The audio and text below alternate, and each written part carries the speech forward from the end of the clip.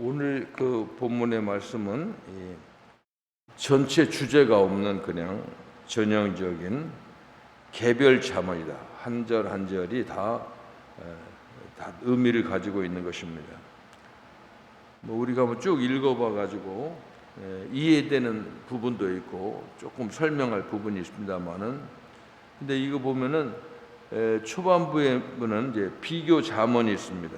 비교 자문, 예를 들면 외적인 요인과 내적인 상태를 비교해서 이야기하고 있는데, 예를 들어서 마른 떡 한 조각과 화목한 가정, 그리고 가득한 제육과 다투는 가정. 그러니까 가난하지만 화목한 가정하고 돈이 많지만 다투는 가정을 비교해서 어느 가정이 나은 거냐 하는 겁니다. 여기서 보면 이제 우리는 그러니까 이거 읽으면서 머리가 이제 딱 그 잠언이라고 딱 읽어보면은 사실은 뭐 설명할 게 별로 없어요. 머리에 팍팍 들어오죠. 그래도 우리가 조금 아무리 먹을 것이, 당신은 먹을 것이 부족할 때니까 제육이 가득하다는 고기가 넘치는, 그렇게 아무리 그런 가정도 다투는 가정보다는 그냥 먹을 것이 없어도 화목한 가정이 낫겠다, 이렇게 생각을 하게 되는 겁니다. 중반부에는 이 말에 대한 잠언입니다. 말을 할 때 어떤 말을 듣느냐가 중요한 겁니다. 예를 들면 듣는 사람의 태도입니다. 악한 자와 악한 말의 비유를 들어 설명하는데, 악인은 악한 말에 귀를 기울이는 겁니다. 거짓말장애는 못된 말에 귀를 기울인다는 그런 얘기입니다. 제가 이제 잘 아는 분이 이제 사업을 해서 돈을 많이 벌었는데, 아침부터 일하니까 그분하고 같이 일을 해봤어요. 일을 하니까 새벽기도 나와가지고 나도 이제 같이, 저도 새벽기도 끝나고 와서 저도 이제 그 필라델피아에서 도매상에서 일을 해봤어요. 근데 참 피곤해요. 새벽기도 하고 또 일하고 피곤합니다. 근데 이제 나도 일할 때 보면 그 사람은 사장이니까 좀 앉아서 쉬는데 나는 왔다 갔다 하죠. 근데 가만히 앉으면 계속 졸아요, 그분은. 근데 갑자기 돈 얘기만 하면 버쩍 눈을 떠고, 이 사람 진짜 돈을 벌겠고. 다른 거 그냥 관심 없어. 근데 무슨 돈 얘기, 뭐라고 그렇게 하는 거예요. 그러니까 이 악한 사람도 그런 거예요. 딱 자기 주파수가 있어. 나쁜 소리, 못된 소리, 이제 그런 겁니다. 근데 마지막에는 악한 자와 미련한 자의 운명. 미련한 사람 만나면 안 되고 악한 사람 만나면 안 된다, 그런 얘기입니다. 한 절씩 보면은 이제 중요한 건, 가난한 자를 조롱하는 자는 그를 지으신 주를 멸시하는 자요, 사람의 재앙을 기뻐하는 자는 형벌을 면치 못하리라 하는 겁니다. 그 사람의 재앙을 기뻐하는 자는 형벌을 면치 못하리라. 그거 상당히 중요하죠. 사람들이 보면 조금 좀 불행한 사람들 보면 안타까워하고 염려해야 되는데 고소를 금치 못하겠다 이렇게 하면은 그건 벌 받는 겁니다. 근데 그 사람들 그걸 알아요. 이것은 근데 이제 중요한 것은, 가난한 자를 조롱하는 자는 그를 지으신 주를 멸시하는 자. 이건 좀 설명이 필요합니다. 이 사람을 누가 지었냐? 창조주 하나님 지었다고 하는 겁니다. 그러니까 가난한 사람이나 부자나 사람을 지으시는 하나님인데, 가난한 자를 조롱한다 하는 것은 그를 지으신 하나님을 조롱한다는 겁니다. 그런 사람들은 남의 재앙을 기뻐하고 그러는 겁니다. 그러니까 거의 과가 같은 거예요. 사람은 하나님의 형상을 따라 지어진 존재이기 때문에, 하여간 그분이 지으신 피조물 어느 누구라도, 예를 들면 또 이러고도 장애인들을 또 비웃고 하는 사람들, 이런 건 사실 이게 사실 그 장애인 부모를 둔 분들은 얼마나 답답하겠습니까? 그런데 저도 이제 강남대학원에서 그 특수학교, 강남에 특수학과가 있거든요. 근데 그러니까 지난번에 얘기했지만은 장애인 학교를 지으려고 우리 학교가 여러 군 땅을 샀는데 하나도 못 줬어요. 동네 주민들이 반대하는 겁니다. 그거 지면은 집값 떨어진다고 그렇게 해요. 그래서 할 수 없이 강남대학 안에다가 그 한쪽하고 장애인학교, 강남대 그 장애인학교가 잘 되고 있습니다. 그러니까 그런 걸 보면 사람을 하나님이 주셨기 때문에 사람 인간 차별하고 모욕하고 가난하다, 장애가 있다, 이것은 이제 안 된다는 겁니다. 벌 받는다고 하는 겁니다.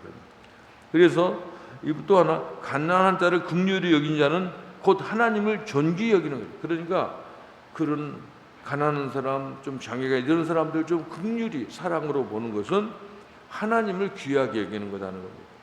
사실 이 잠언 보면 이 동양의 명심보감 같은 거예요. 이게 그렇게 이렇게 윤리 도덕 같은 겁니다. 그 다음에 또 우리가 생각하면 뇌물은 그 임자가 보기에 보석 같은즉 그가 어디로 향하든지 형통하게 하느니라. 이게 뇌물을 쓰는 사람 모르겠어요. 아직까지 뭐 저는 뇌물을 써보지는 않았는데 그 뇌물 굉장히 많습니다. 우리 교회 안에도 보면은 그런 게 있어요. 부끄러운 얘기지만 사실은 교회 안에서도 뭐 좀 높은 자리 가려면 선거가 있으면 꼭 돈이 있어요. 없는 것 같지 돈이 있어요. 그리고 돈하고 막 그런 게 있어요. 그런데 하여간 뇌물은 그게 안 좋은 거죠. 그러니까 뇌물을 쓰는 사람의 눈에는 이 뇌물이 그 요술방망이로 생각하는 거야. 이건 쓰면 다 된다. 사람 돈 안 좋아하는 사람이 어디 있어? 막 이런 식으로 하는 겁니다. 그런데 이런 것을 예수 믿는 사람도 이렇게 생각하는 사람이 있다고 하는 겁니다. 이건 그러니까 부정적인 얘기입니다. 이건 뇌물은 좋지 않다고 하는 겁니다. 뇌물 해가지고 이게 정치고 뭐 판이 전부 돈판 아니에요? 여러분들 국회의원들 보면 제가 언젠가 얘기했지만 국회의원들 보면 똑같은 국회의원이라도 가난한 사람은요 아무리 의인이라도 국회에서 말 한마디 뻥끗 못해요. 돈 없는 사람 말 못해요. 돈 있는 사람이 얘기하면 그대로 움직여지는 겁니다. 세상이 이제 그러니까 뇌물은 그 사람들이 이건 뭐든지 된다 하지만은 그게 아니라는 겁니다. 그게 아니라는 겁니다. 그 다음에 또 우리가 생각해 도가니는 은을 풀무는 금을 연단하거니와 여호와는 마음을 연단하시니라. 이게 보면 사실 여기 조금 이제 번역이 잘못된 겁니다. 도가지는 은을, 도가니라고 하는 것은 원래는 도가니는 흙으로 이렇게 만들었는데 사실은 이 은하고 금 만드는 재련하는 것은 흙으로 만들면 안 돼요. 그 속은 쇠 화로가 있습니다. 쇠덩어리에다가 해요. 그 다음에 거기다가 이제 흙으로 이렇게 하는 겁니다. 이게 도가니인데, 그리고 풀무는 금을 연단한다는 건 조금 이 풀무하고 이 도가니하고는 달라요. 이게 풀무는 뭐냐면은 이게 부채와 같은 거 풀무. 근데 그 옛날 철공소 가보면은 이렇게 막 석탄을 떼잖아요. 근데 부채를 칠수니까 이 아코디언 같은 게 복박복박하는 그런 그게 풀무예요. 이거 발로 밟으니까 그러니까 불 세게 하는 게 풀무입니다. 그래서 이제 조금 말이 다르지만은 그래서 이것은 이걸 그래서 번역들이 한국 번역이 새 번역에는 도가지는 은을 화덕은 금을 단련하지만 이렇게 조금 바꿨어요. 주님께서는 사람의 마음을 단련하신다. 현대인의 성경은 불은 은과 금을 연단하지만 여호와는 사람의 마음을 연단하신다. 뭐 이것도 좀 좋고, 그다음에 현대 성경이 상당히 정확한 번역이라고 생각합니다. 도가니가 이 구절만큼 그래. 도가니가 은을, 풀무가 금을 뜨거운 물로 녹여내듯 여호와께서는 사람을 당금질하신다. 뭐 이렇게 생각하면 됩니다. 그러니까 이런 천연 광석은 사실 원수 금과 은을 캐는 건 나오는 건 금 여러 가지 방법이 있지만 중요한 것은 금이 들어있는 은이 들어있는 광석이 돌덩이가 있어요. 광석이라고 하죠. 이것을 빼내려고 하면은 이것은 불로 녹이는 겁니다. 그래서 금이 그러니까 어느 정도 녹으면은 금도 뺄 수 있고 은을도 뺄 수 있고 불순물을 제거할 수 있고 그런 단계가 있습니다. 그러니까 그거 하려고 하니까 센 불이 필요하니까 풀무가 중요한 겁니다. 그래서 이것은 이런 원리처럼 하나님께서는 하나님의 백성을 시험하는 과정에서 적용이 된다는 겁니다. 이게 불같은 시련, 연단을 통해서 불순물이 제거되고 하나님 부수시고자 하는 사람이 된다고 하는 겁니다. 사실 보면 하나님의 종들은 보면은 뭐 다 그런 건 아니지만은 대략 성경에 나타나는 분들은 항상 이래 연단 안 거친 사람이 없어요. 그렇잖아요. 그냥 막 온시에 자라가지고 그냥 완전히 그런 사람이 거의 없어요. 한번 보세요. 어떤 그런 사람 누가 있는지. 요셉 같은 사람도 사실은 그 사람이 뭐 시험만 없으면 진짜 귀공자로 자랐지만 그렇게 하나님 말씀 불시험을 주는 겁니다. 불시험. 이게 중요한 겁니다. 이게 연단이라는 말은 뭐냐면 아무래 뭐 연단은 그는 물을 연자예요. 물을 연자. 이게 물린다는 거 물에다 불린다는 거야. 근데 물에다 불린 게 쇠에다 불리는 거야. 쇠에다가 넣어가지고 불을 막 떼가지고 쇠를 부드럽게 하고 단자는 막 때리는 거야. 그러니까 얼마나 힘들게 연단은 바로 그런 거예요. 그러니까 쇠 봐가지고 이 쇠가 쓸모가 있겠다 생각하면 대장장이가 이걸 갖다가 불 속에 넣어가지고 풀무로 막 해가지고 바람 넣어가지고 막 세게 온도를 높이는 겁니다. 그래서 이제 회가 눈물 흐물흐물해지면 떼다가 막 때려가지고 그 연단입니다. 흥미로운 점은 그렇습니다. 그 쇠도 꼭 쓸모있는 쇠를 가지고 아무거나 하는 거 아니에요. 아무거나. 하나님께서도 쓸모있는 사람들은 그렇게 훈련을 시켜 쓰신다고 하는 겁니다. 그러니까 조금 좀 어려움 당하고 할 때 보면은 그냥 걱정할 게 없어요. 나에게 어떤 환란이 어려움이 있으면 내가 좀 쓸만한가? 재료가 좀 되나? 이렇게 생각해야 됩니다. 탈무드에 보면 이런 게 있습니다. 랍비 요나단은 이런 말을 합니다. 도자기를 만드는 장인은 좋은 도자기는 반드시 시험하여 본다는 거예요. 진짜 그래요. 우리 강남대학원에도 미술학과 도자기 하시는 분들이 있거든요. 도자기 하시는 분들은 조금 어떻게 보면은 미술 선생 같지가 않아요. 아주 막 시골 아저씨 같아가지고 학교가 그렇게 시설이 없으니까 자기 집을 좋은 집에 살고 농촌에 가 사가지고 화로 굽는 굼터를 만들어야 돼요. 시설 좀 있어야 돼요. 근데 가보면 그분 내가 참 좋아하는 그분 작품도 좋고 그런데 딱 보면 내가 볼 때 저 잘 나왔다. 이게 구워가지고 만들어서 구워가지고 손으로 만들어서 잘 나왔다 그러는데 저건 좋다 그러는데 이 보고는 팍 망치로 깨버려요. 나 주면 좋겠는데 사실 도자기 우리가 지금 많은 건강에도 사실 도자기 흙으로 만든 그릇이 몸에도 좋다고 하는데 그래서 그걸 바르는 거 있잖아요. 유약이라고 하는데 몸에 다 좋은 거예요. 근데 우리 프리아스테리할지 이런 거 쓰는 건 안 좋은 거예요. 네. 그리고 하여튼 그 집에 가보면은 접시가 무거워가지고 그런데 그게 좋은 거래요. 근데 그거 내가 좀 썼으면 했는데 그냥 깨버려요. 왜 그러냐고 그러니까 자기 명예가 걸렸다는 거야. 이 자기 이름으로 날아가야 돼. 그러니까 여기 도자기 만드는 장 반드시 체크한다고 하는 거예요. 시험해 본다는 거죠. 마찬가지로 하나님께서는 악한 사람을 시험하는 일이 없고 선한 사람을 시험하는 쓸모 있는 사람을 시험하는 겁니다. 지난번에도 이것은 제가 예화에 한번 들었는데 랍비 엘리아잘이라는 사람도 이렇게 말합니다. 어떤 농부가 두 마리의 소를 가지고 있는데 한 마리는 강하고 또 한 마리는 약하다면 어느 쪽에 멍에를 씌우겠는가? 당연히 강한 소에다 씌우는 거 아닙니까? 그렇기 때문에 하나님은 올바른 자에게 그 무거운 짐을 지우게 할 만한 사람에게 무거운 짐을 준다고 하는 겁니다. 그들의 결론은 그렇습니다. 하나님은 바른 사람을, 쓸만한 사람을 시험한다는 겁니다. 그러니까 하나님의 시험은 사람들이 내는 시험하고 질적으로 다릅니다. 우리가 시험 볼 때 입시, 대학 입시, 경쟁자를 평가해서 이런 시험하고 다릅니다.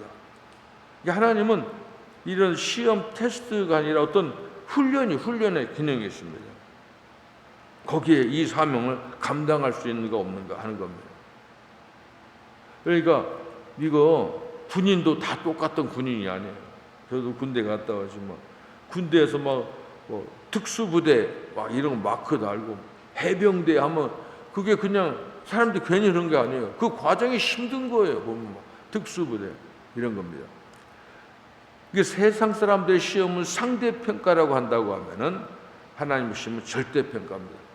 이게 비교해가지고 누가 좀 비교에 좀 낫냐 이게 세상 사람들의 평가인데 하나님은 하나님의 사람으로 완전한 정예 부대를 만드는 겁니다.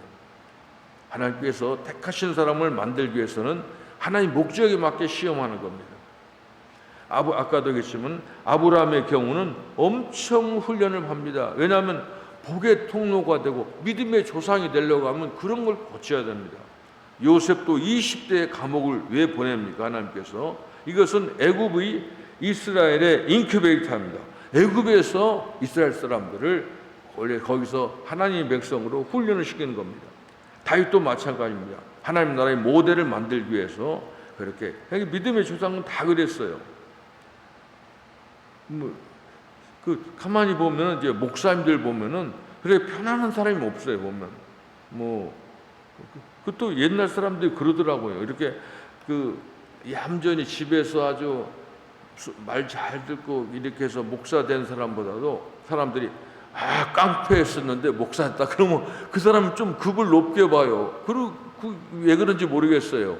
그런데 이런 의미가 좀 있는 것 같아요. 그런 고난 속에서 우리는 이제 믿음의 조상들처럼 우리도 좀 힘들어도 풀무불이다 생각하면 됩니다. 그래야 하나님이 원하는 사이즈가 나온다고 하는 겁니다.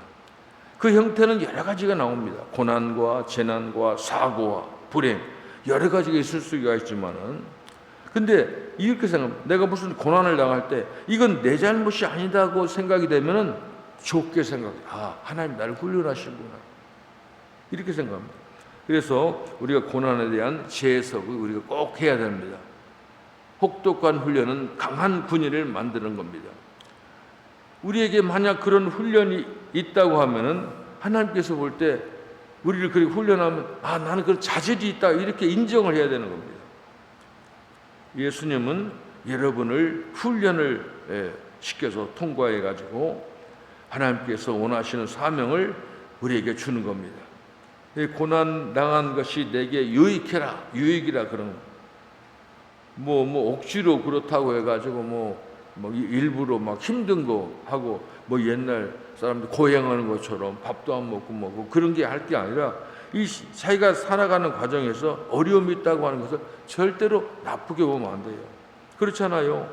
이런 건강에 문제가 있는 사람 또 어떤 사람들이 이상하게 어떤 말로 자기를 상처 주는 사람 이런 모든 걸 다 종합해서 곤란과 환난과 어려움 모든 것은 하나님 나라를 연단한다 생각합니다.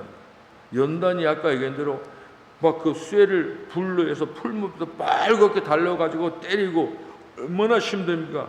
그 이유가 있다는 겁니다. 쓰기 위해서 아까 하나님께서 우리도 그렇게 하신다는 것을 기억하면서 고난에 대한 재해석을 하는 저와 여러분이 되길 바랍니다. 하나님 고맙고 감사합니다.